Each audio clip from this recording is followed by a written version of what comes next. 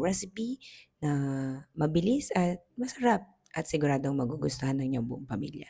So ito po, bawang lang, pwede niyong bigyan ng sibuyas, itlog maalat, at ito pong binili kong bali 200 gram lang po na veggie and also crema. So, ano lang po natin, igisa ng konti yung ating bawang. Yan. Hanggang sa medyo mag-golden po. And then we put our gulay. Yan. So, yan po. And I put also pala butter at saka po yung ating mga seasoning mamaya. Yung seasoning at saka paminta lang po. Yan lang.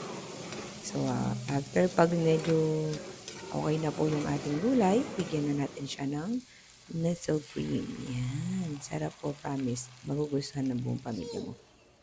And, yan, medyo magulo-gulo lang po.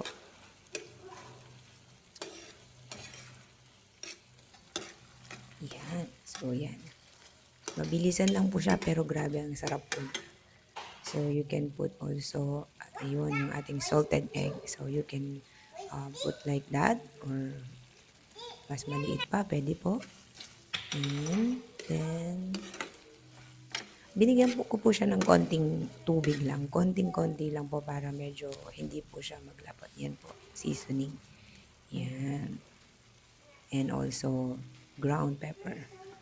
Alright, so that's it. Alam niyo po, grabe, naubos ng aking mga anak at of course ang aking mister.